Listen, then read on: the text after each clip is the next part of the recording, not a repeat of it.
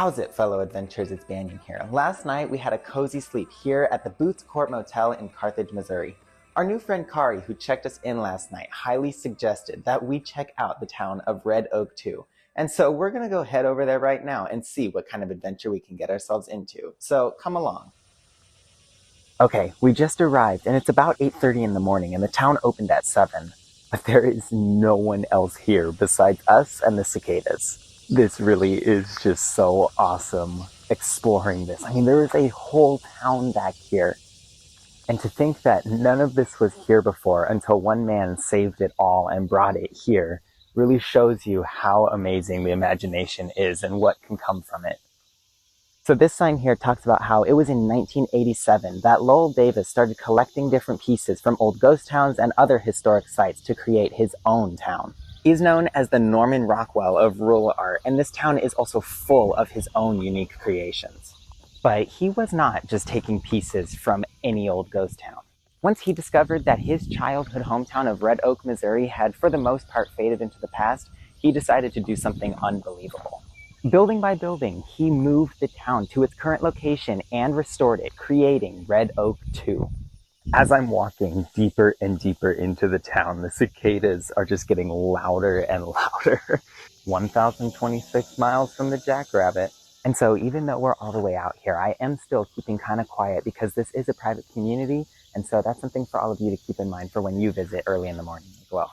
I know that this video is going to be a little bit different and at a slower pace than my regular videos, but honestly, I think that that is just perfect to try to give justice to the vibe of walking through here. Honestly, I don't even think I'm going to be putting music on top of this video because just the sounds of nature around you and being here with yourself in the quiet, it just adds to the experience. We've got an awesome old Phillips 66 station over here. Let's see what we can see on the inside.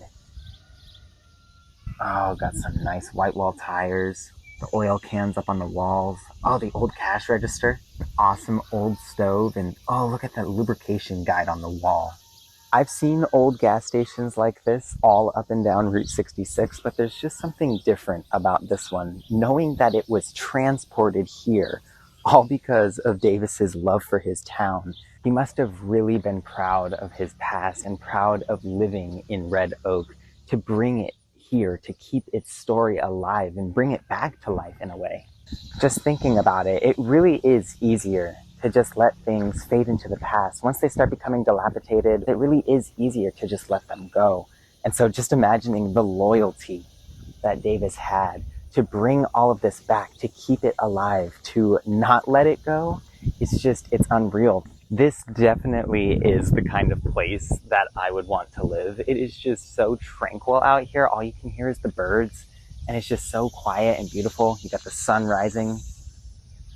Let's take a look at this house. There's a sign over here. Let's see what it says. Otis Cabin, mother-in-law's house. This house and privy were new construction built in 1993. It was designed by Mr. Lowell, and it had a bridge and a moat around it. Mr. Lowell intended it to be used by people who were staying in the Red Oak 2 guest houses who brought their mother-in-law along. They would put their mother-in-law in this tiny house, run up the drawbridge, and have a peaceful stay at Red Oak 2. This house is literally sitting on top of this swamp here. And while I wouldn't want to be someone's poor mother-in-law who is locked up inside here, I would totally love to stay here. A lot of people out there always wish for these big, grandiose houses. All I need is a wooden house on a marsh. That's all I need. And if you ever wondered where corn dogs are made, I think I found it. Who knew they were a vegetable? And another thing that I always love to do when we come to these towns is to talk to the locals. I mean, you can really get to know a town by talking to the locals. Oh, here's a good one. Howdy, sir. How you doing? Sometimes they're kind of quiet. And also, you never know what you might find the deeper and deeper you come into these towns. Like that old airplane back there. What? Or a chicken on a toilet. Or a bunny rabbit. Nope, I don't think so. And as I mentioned earlier, all of these are private homes. And so it's really amazing to think how this community is working together to make this town such a cool place to visit. They're really embracing the old-fashioned spirit. They're all working together to really make this something special and keep Lowell Davis's dream alive. And that's the one thing that I'll always love about these small towns is when they are so community oriented. So this town is kind of like a large roundabout, and so we've already turned around onto the other side, but just coming deeper and deeper, I don't even feel like I'm in the same place.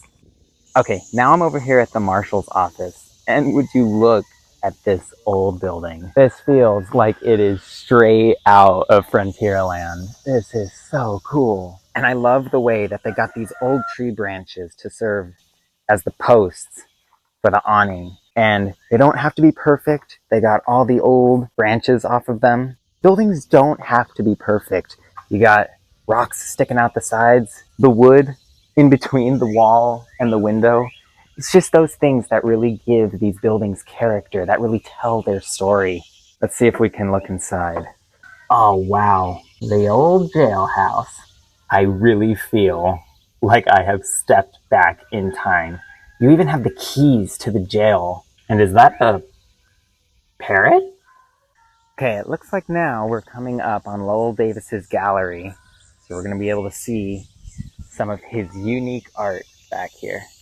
Okay, let's go see what kinds of treasures we can find. Oh, I'm already seeing Route 66 stuff. Hi, puppy!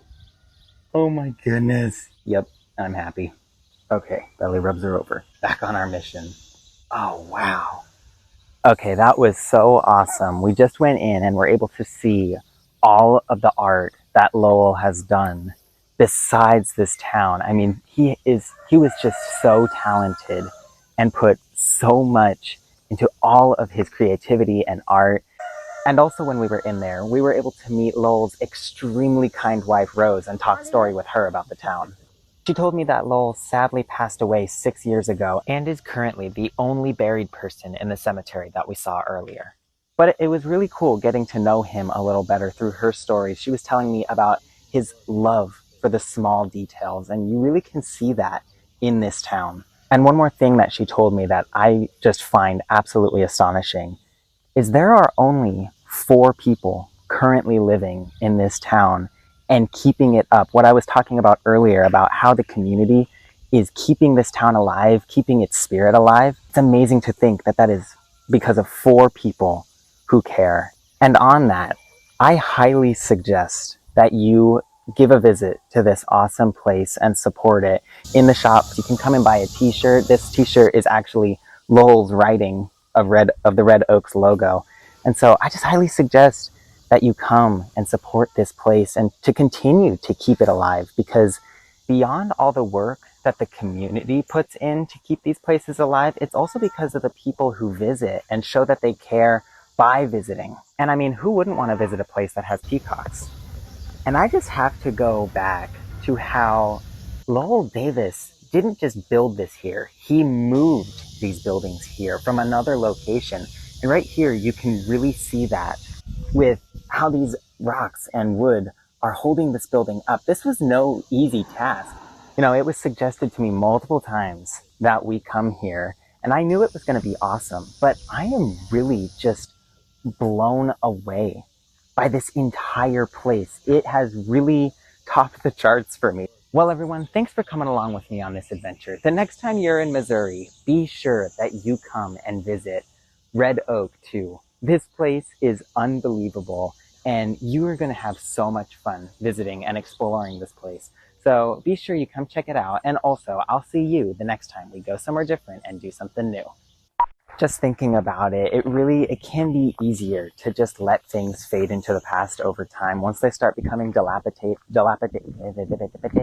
and other historic sites to create fly up my nose. Wow.